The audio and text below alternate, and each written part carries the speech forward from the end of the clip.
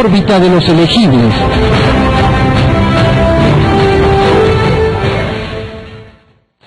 Bueno, básicamente eso es lo que significa esta encuesta de Datum, cuyo principal dato, y que ha sido resaltado no solamente en este programa, sino en diferentes medios de comunicación, ha sido el desplazamiento de Alan García al cuarto casillero. ¿Lo toman ustedes con preocupación, con tranquilidad? Esta es una carrera de largo impulso.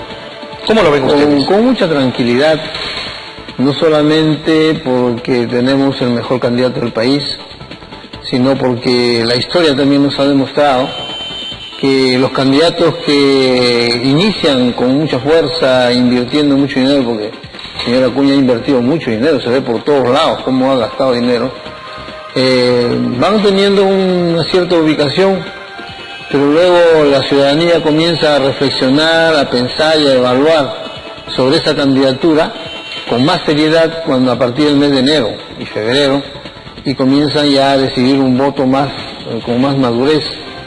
De manera que yo quiero hacer recordar que Alan García comenzó sus dos candidaturas anteriores con 5%. Lo ha resaltado en Twitter también. Sí, eso siempre ha sido así. Esperemos todavía que vaya consolidándose la candidatura. Recién la gente se está enterando que Alan ya decidió postular. Él está comenzando recién a caminar, va a venir aquí este viernes a La Libertad, va a hacer un mitin en El Porvenir, un mitin en Moche. Invitamos a la ciudadanía para que escuche el mensaje de Alan García, un hombre que tiene experiencia, un hombre que ha demostrado honradez y seriedad en su trabajo en beneficio del pueblo. No es una persona rica que pueda mantener un partido político, sino más bien es una persona que vive de su trabajo y su esfuerzo, y es el partido el que prácticamente se mantiene solo, con sus dirigentes y sus líderes a niveles regionales, y tiene mucho que decir, tiene mucho que comunicar a la ciudadanía. Usted hablaba de virtudes del señor Alan García. ¿Cuáles son las virtudes del candidato García? Yo creo que él se caracteriza más por su madurez política, por su identificación con el pueblo, por pensar siempre en la gente pobre, en la gente humilde, como lo hizo Víctor Raúl de la Torre, y mantener una transparencia que muchos lo han querido ensuciar a través de muchos años. Usted lo sabe, desde el primer gobierno hubieron perseguidores pagados que comenzaban a inventar pruebas y denuncias en contra de él, pero finalmente nunca se demostró nada, absolutamente. No decimos que tampoco sea un hombre perfecto, porque eso no existe. No hay. No decimos que sea una gestión 100% transparente, porque tampoco existe. Ahora, y como no es perfecto García, el doctor García, o Alan García Pérez, también tiene defectos. Por supuesto. Claro que sí. ¿Usted identifica algunos?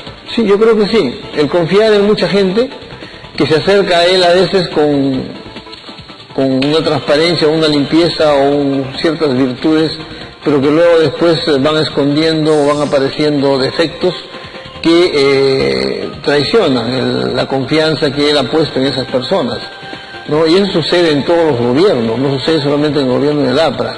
Hay gente que pareciera ser el más indicado, el más transparente, el más honrado, el más honesto, pero luego después en el camino se va viendo que no fue así y que ha fallado mucho, y esas fallas, esos defectos, esos incumplimientos del juramento hacen que Alan García tenga pues un poco de traspiés al caminar, porque se lo achacan a él todo, ¿no? Porque él es el objetivo. No les interesa traerse abajo un ministro, no les interesa traerse abajo un funcionario, les interesa traerse abajo a Alan García. Todas estas denuncias mediáticas me refiero porque están en los medios de comunicación, son producto de un intento de desestabilización y de manchar la imagen de García, ¿es lo que quiere decir usted? Sí, porque hasta ahora no se ha demostrado nada absolutamente. No está pagando penas como otros, como Fujimori, que está pagando sus penas por las cosas horribles que hizo durante su gobierno. El señor Toledo de igual manera ha decaído muchísimo en su aceptación popular por los problemas que ha tenido durante su gobierno. Y así vamos a ir hablando de otros. Otro tema importante, señor Robles.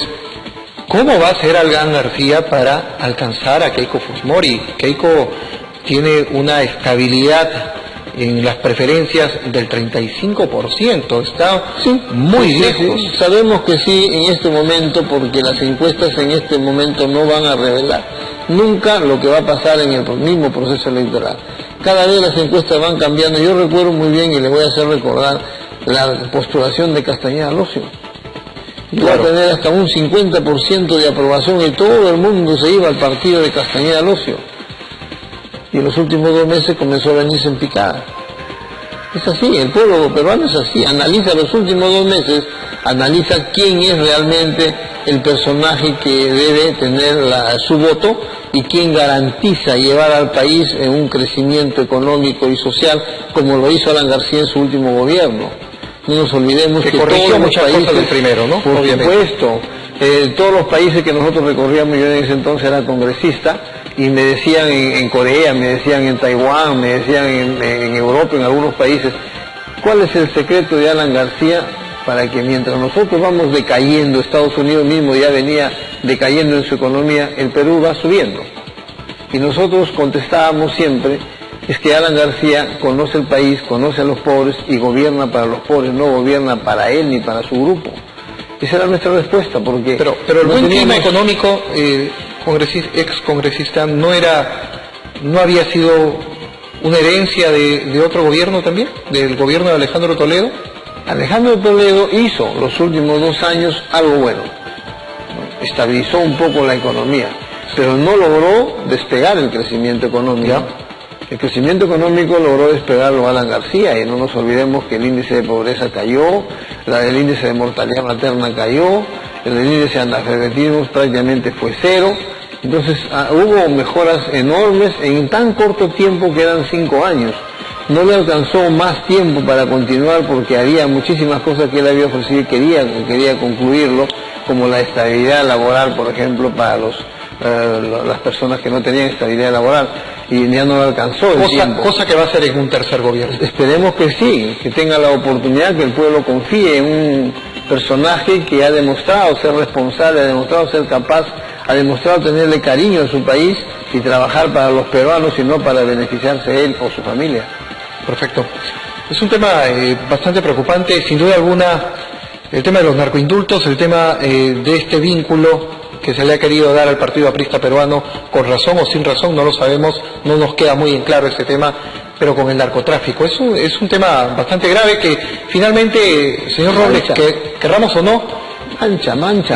Finalmente mancha, pero y también le está pasando factura en este proceso electoral. Seguramente es natural, es como si un hermano nuestro estuviera pues metido en actos ilícitos, nos va a manchar, nos va a salpicar de todas maneras, por más que nosotros no conozcamos nada del tema, ¿no?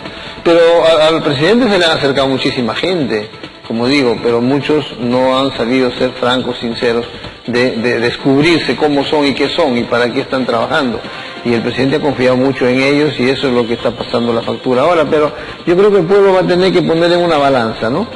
¿Qué es lo que hay en el panorama político? ¿Quiénes se están presentando? ¿Quiénes han hecho una fortuna de buena manera, de mala manera? ¿Quiénes tienen la posibilidad de trabajar por el beneficio del país o no? Eso lo va a decidir el peruano 2 meses antes de las elecciones. Eso está definido. 2 meses antes, ¿no? Ustedes, además, el APRA conoce mucho de elecciones presidenciales.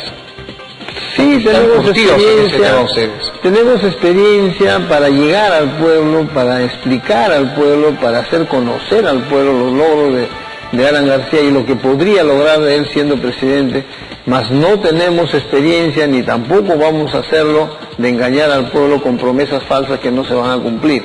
Eso sí, nosotros lo desechamos de todos los apristas. Los apristas somos sinceros y francos para llegar al pueblo. Nos vamos a ir a una pausa comercial, vamos a regresar en instantes con la segunda parte de esta entrevista. Daniel Robles, coordinador regional de la cédula Alan Perú 2016, con quien venimos conversando sobre los resultados de esta encuesta presentada por Datum. Ahora, ustedes tal vez no sienten temor porque este descenso de Alan García en la preferencia electoral sea una tendencia ya.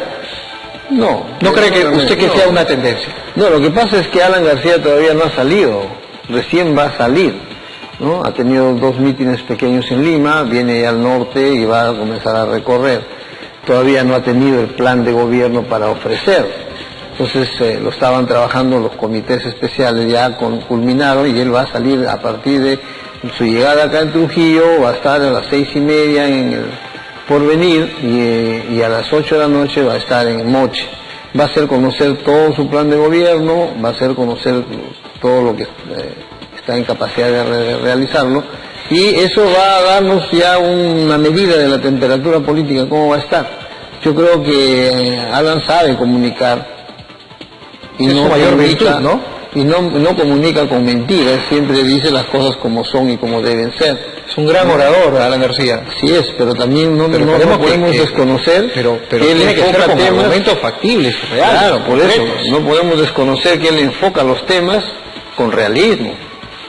No los eleva, no los levanta, no los ¿Y esconde. nunca va con la misma corriente? ¿No dice lo que quiere escuchar la población? No. Él va hablando de lo que él está convencido que sí es posible hacer. Bueno, pero digamos que esta propuesta de que las Fuerzas Armadas salgan a patrullar las calles es una propuesta para sintonizar, pues, ¿no?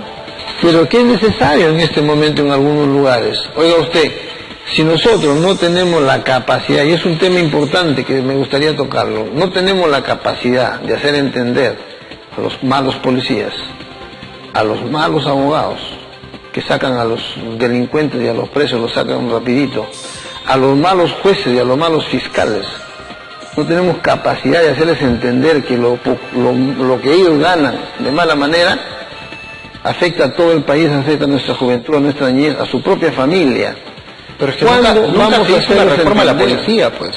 No, sí se hizo, pero en el gobierno de García ahora una sola corrección en un lugar no va a corregir el tema. Tiene que ser todo un plan de todas las áreas. Yo me acuerdo que cuando tuve una reunión en la Sortada, cuando yo era congresista, propuse que analizáramos cada uno de las cosas y pusiéramos correctivos en cada uno de los lugares. Lo primero que se levantó el presidente de la Corte Superior en ese entonces a decir que yo le dé nombres de a quienes teníamos que sancionar.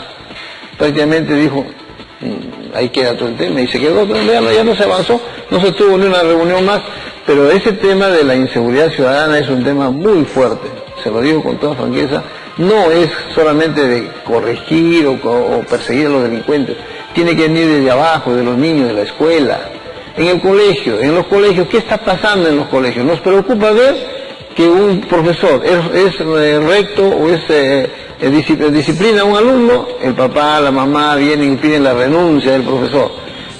¿Qué tienen que hacer los profesores?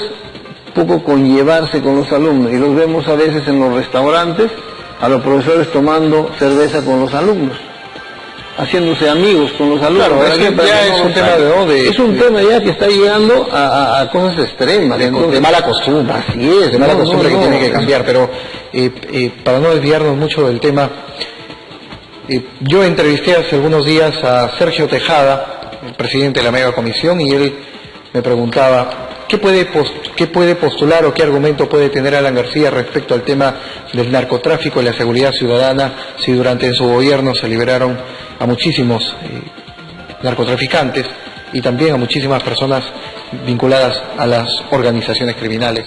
Este va a ser un argumento duro en contra del presidente. Seguramente, pero no olvidemos que es una prerrogativa presidencial para desconcentrar y descongestionar las cárceles, que a las personas que tengan ciertas características, previo estudio, ¿no?, el presidente pueda indultarlos. Ahora, quienes han hecho el estudio, han fallado, han cometido errores, voluntaria o involuntariamente, ese es el tema que se está analizando ahora, pero el presidente recibe un informe de esa comisión y en base a ese informe él analiza y firma. Lamentablemente tiene que ser así, no hay otra forma. Entonces la comisión le puso algunas cosas de repente debajo, es lo que se está firmando, ¿no? Si eso se demuestra sería pues muy lamentable, porque entonces ¿en quién vamos a confiar?, ¿no?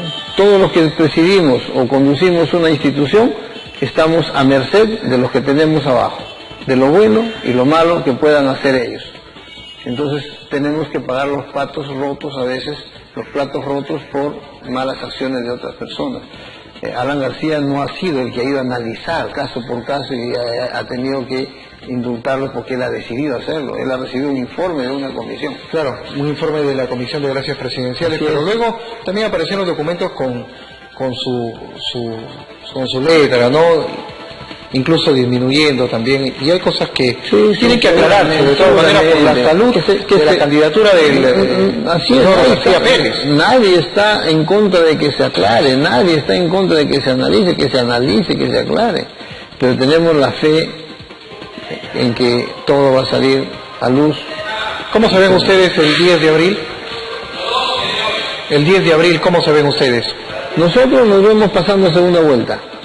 Definitivamente, tenemos la fe y la confianza que vamos a pasar a la segunda vuelta. El pueblo tiene que analizar quién ofrece con seguridad pasar a segunda vuelta, llevar al triunfo a nuestro candidato y luego ser el presidente de la República para llevarnos nuevamente a esa bonanza económica que hemos tenido en el periodo anterior. Y quién o quiénes ofrecerían la posibilidad de aventurar. ¿Cumplirán? ¿No cumplirán? Mire lo que pasó con el señor Humala. Todo el mundo estaba contento, feliz. Dijo, claro caramba, qué bien. El señor Humala nos va a conducir el país y nos vamos a la bancarrota. ¿Por qué? Porque decidimos mal, pues. Perfecto.